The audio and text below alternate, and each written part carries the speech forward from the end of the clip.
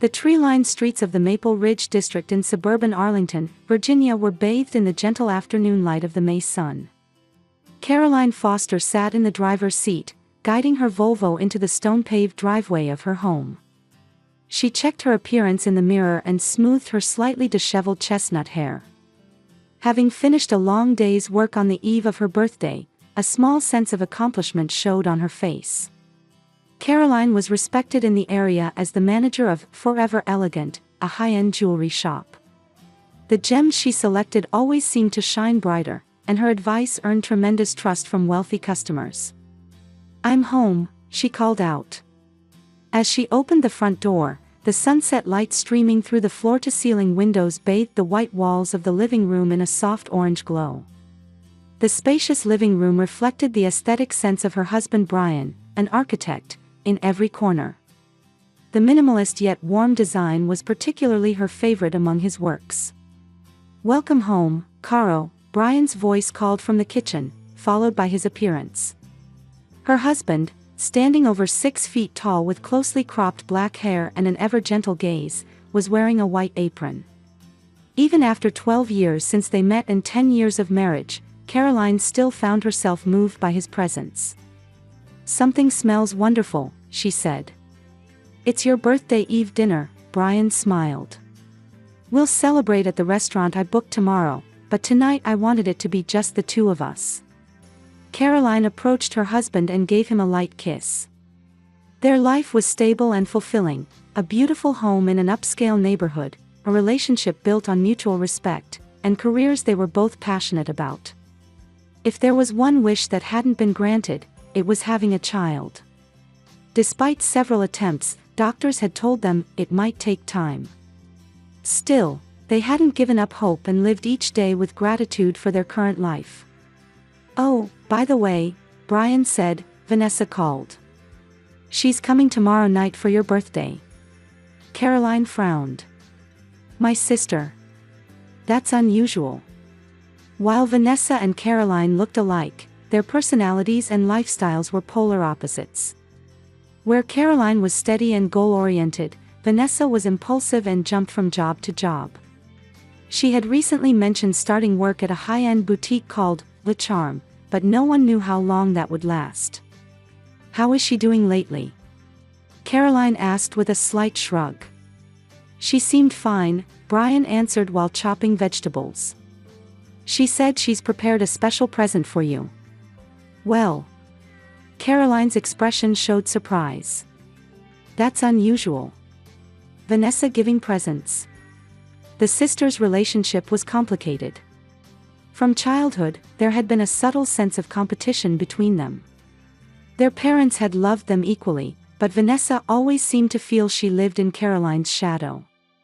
While Caroline graduated college, secured a stable job, and married a wonderful man, Vanessa's life remained unsettled.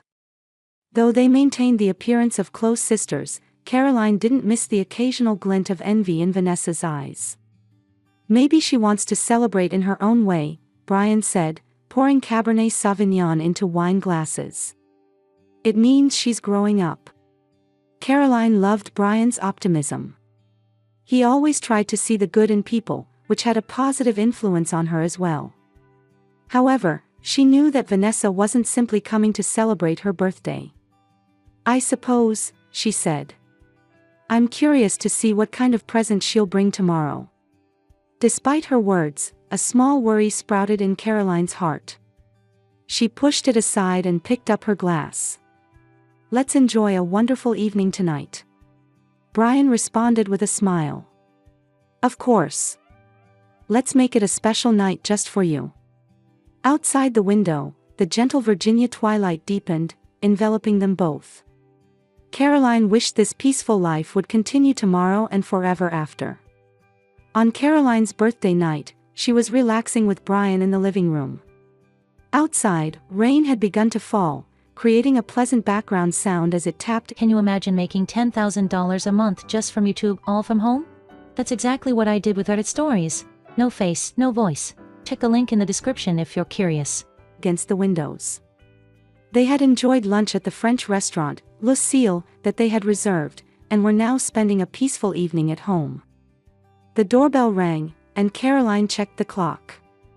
7:30. "It's Vanessa," she said as she stood up.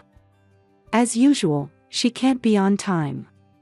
When she opened the door, there stood Vanessa dressed in an elaborate dress. Her hair was cut in the recently fashionable short bob style, and her makeup was perfect. She had a flashiness that was the complete opposite of Caroline. "Happy birthday!" Vanessa exclaimed, giving Caroline an exaggerated hug. She smelled of expensive perfume. "Did you have a lovely day?" "Yes, very much," Caroline answered with a smile. "Thank you for coming." Vanessa entered the living room and gave Brian a special smile. "Hey, Brian. Handsome as ever." "Good evening, Vanessa," Brian responded politely. His expression was calm, but Caroline sensed a slight tension in the air. "Now, it's present time." Vanessa pulled out a small blue velvet box. "I picked something special." Caroline took the box and opened it. Inside gleamed a beautiful platinum bracelet. It featured delicate craftsmanship with small sapphires and diamonds arranged throughout. It was clearly an expensive item. "Vanessa, this is..." Caroline was at a loss for words. "It's beautiful, but such an expensive gift." "It's a custom piece," Vanessa smiled. There was something unfathomable in that smile. "Be sure to wear it." Brian peeked into the box and momentarily showed a hard expression. However, he quickly composed himself and said, "It's a lovely gift, Vanessa." "Thank you," Caroline said while expressing her gratitude, but couldn't hide her confusion at her sister's sudden generosity. Vanessa had never given such an expensive present before.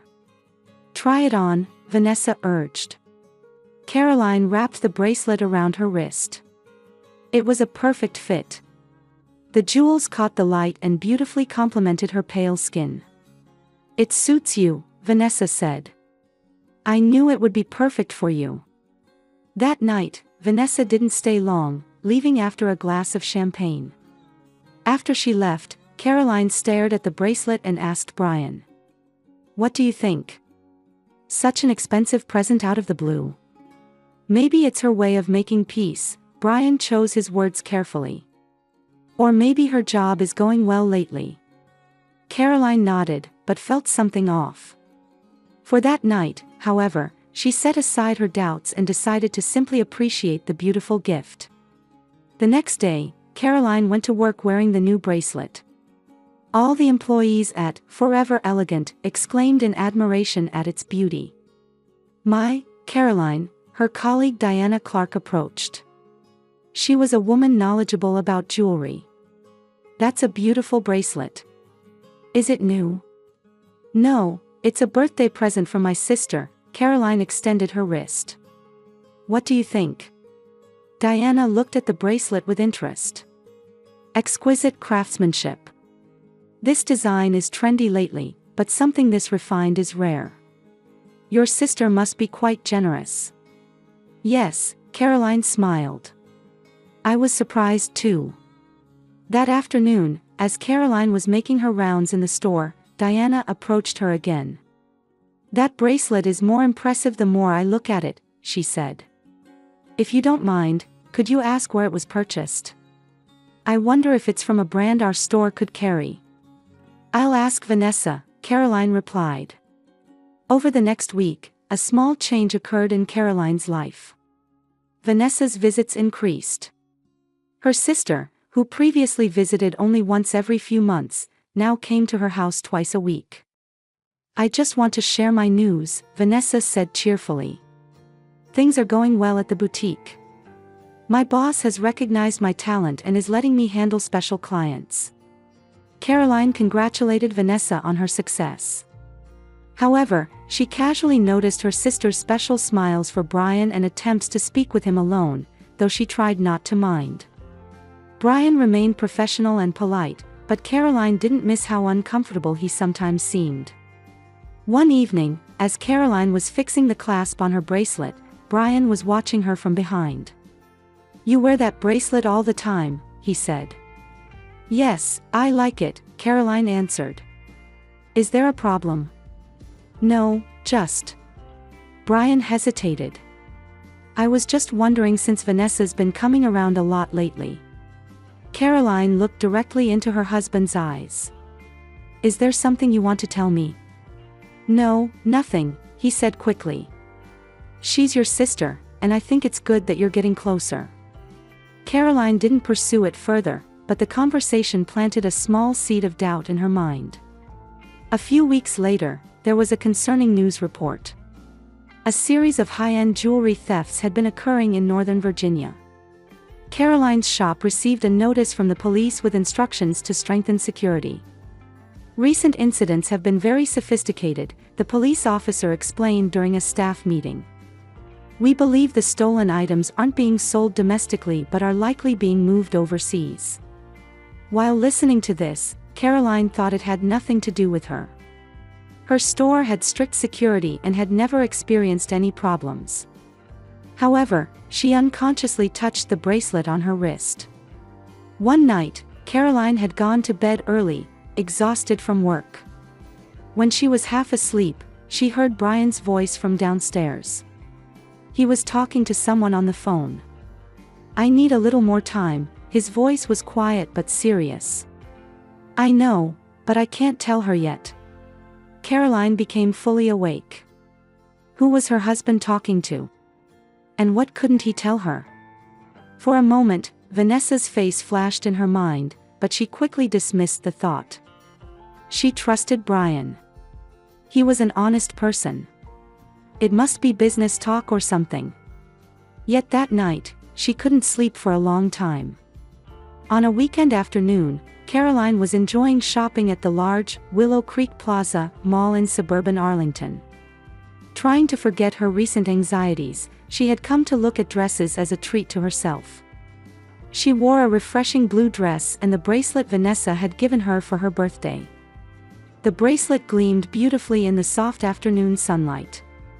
After visiting 3 stores, Caroline decided to take a coffee break at the food court. As she sat at a table checking her smartphone, a voice called from behind her.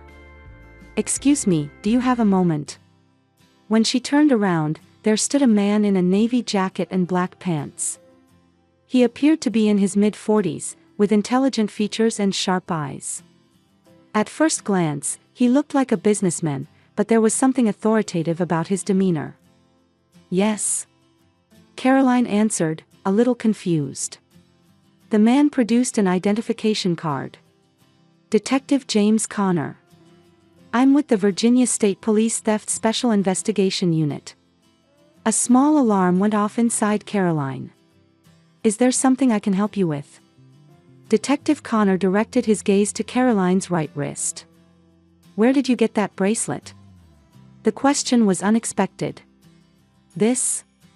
Caroline lightly raised her wrist. And suddenly, she felt something catch in the depths of her heart. Her sister's gift, her sudden closeness, Brian's unnatural behavior, and the series of jewelry thefts in the area, these all connected in an instant, suggesting a terrifying possibility. Caroline froze, the blood draining from her face. Ma'am? Are you all right? Detective Connor asked. Oh, yes. Caroline came back to herself. This was a birthday gift from my sister last month. I see, the detective said calmly. Pardon me, but may I see your identification? And would you allow me to take a photo of that bracelet? Caroline pulled out her driver's license from her wallet with shaking hands. Is there a problem? Detective Connor noted the information from the license and took several photos of the bracelet with a digital camera. He was particularly meticulous about photographing the clasp area. This bracelet closely resembles one that was stolen from a high-end jewelry shop called Diamond Rouge in New York last month, he quietly informed her. Caroline's heart nearly stopped. Stolen. There must be some mistake. This is a birthday present from my sister. We're investigating that possibility as well, the detective said. Could you provide your sister's contact information? And would you mind coming to the police station to discuss this further? Noticing curious glances from nearby tables, Caroline felt her cheeks burning with embarrassment and fear. Of course. I'll cooperate, she answered in a small voice. The police station was about a 15-minute drive from the shopping mall. Caroline parked her car in the station's parking lot and entered the building under Detective Connor's guidance. Her head was in confusion.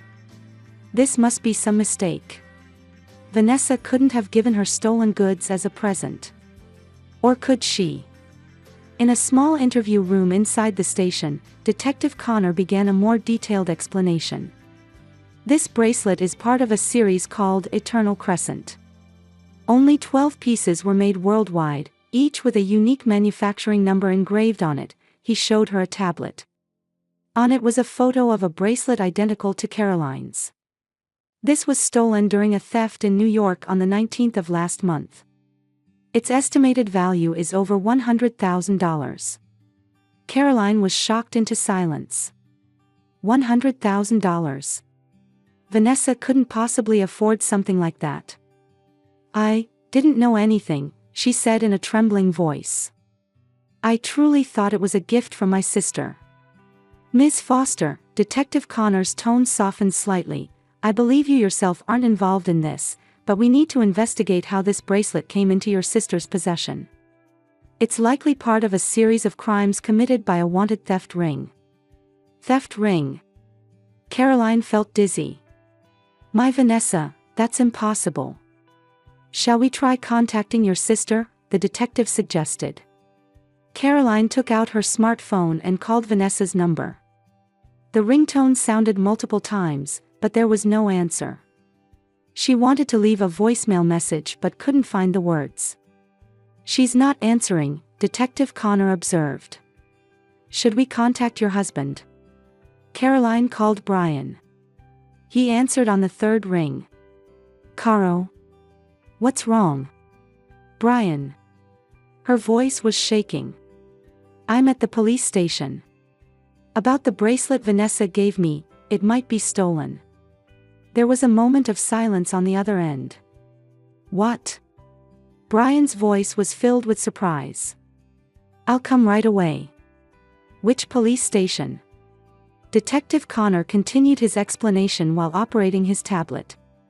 Thefts of this series have been occurring along the East Coast for the past 6 months. The methods are very sophisticated, using advanced techniques like hacking security systems. 30 minutes later, Brian arrived at the police station. He was clearly distressed. This must be some mistake, he said to Detective Connor. My wife is innocent. She's a jewelry shop manager. If she knew it was stolen, she would never wear it.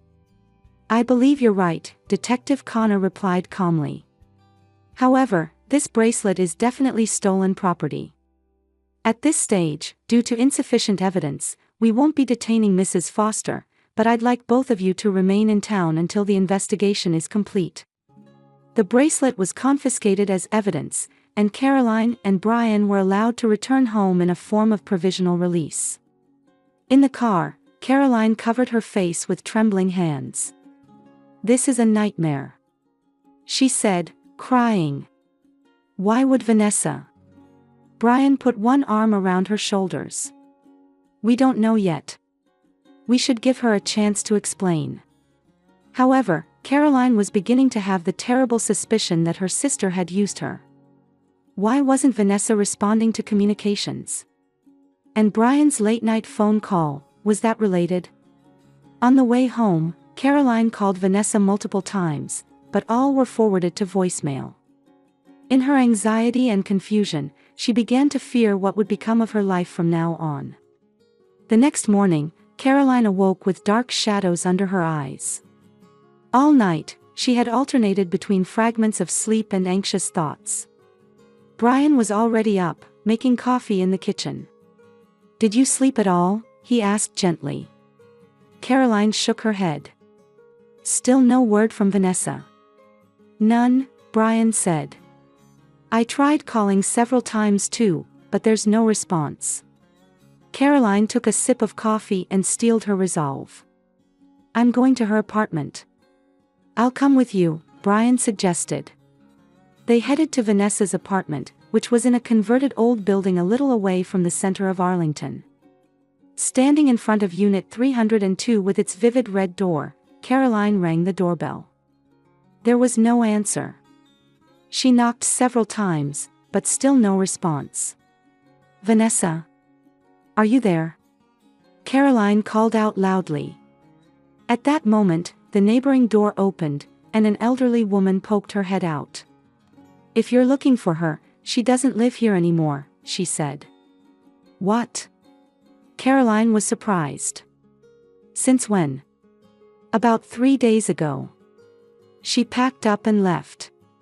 No moving company came, so I guess she didn't have much to take.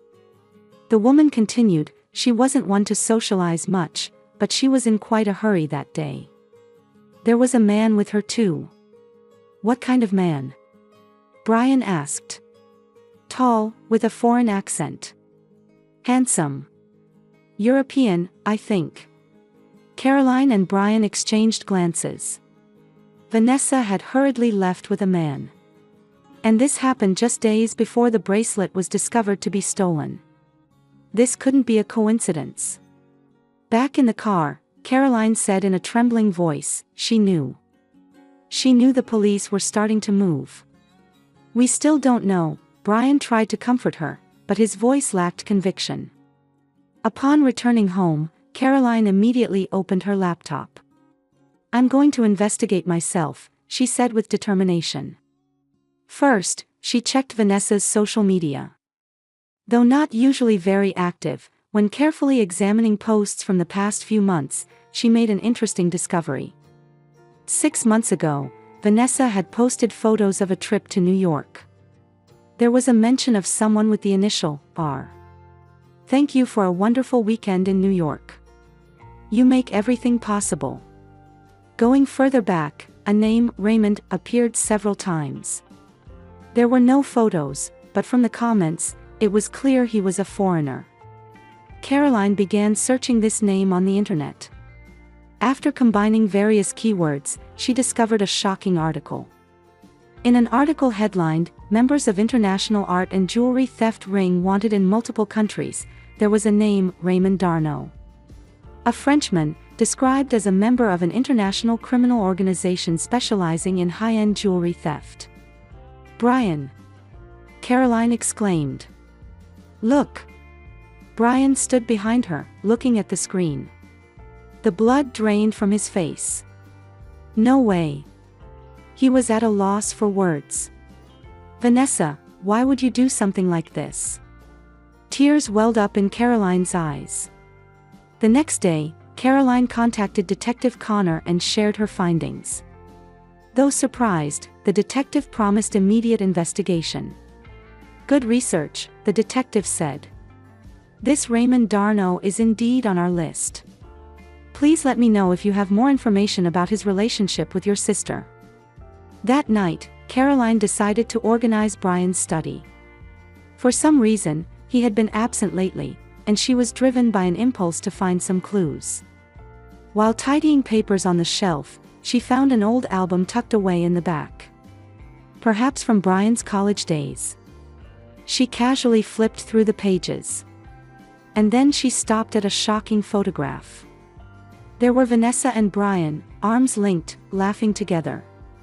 The date on the photo was before Caroline and Brian had met. Vanessa's smile was brighter than Caroline had ever seen, and Brian looked relaxed. Looking at the back of the photo, she saw a date and the words, "I'll never forget you." Caroline's legs gave way beneath her. She sat on the floor with the album in her hands. Brian and Vanessa had once dated. And she hadn't known. No, they had both deliberately not told her. Caro? Brian's voice came from the entrance. I'm home. Caroline couldn't speak. Brian came looking for her and entered the study. He stopped when he saw his wife sitting on the floor and the open album. I can explain, he said in a trembling voice. You and Vanessa were dating. Caroline said, tears flowing. Why did you keep quiet about it? Caro, listen, Brian knelt beside her. Yes, we dated briefly in college. But that was years before I met you. And it wasn't a real relationship. Liar. Caroline cried out. I'll never forget you. How is that not a real relationship? Brian exhaled deeply. I'll tell you everything. Vanessa and I did date. But she had problems. Impulsive, sometimes dangerous behavior. When I told her it was over, she couldn't accept it. And a few years later, I met you and learned what true love is. And after we got married, she still didn't give up. Caroline asked in disbelief. She would contact me occasionally, Brian admitted. But I always clearly refused her.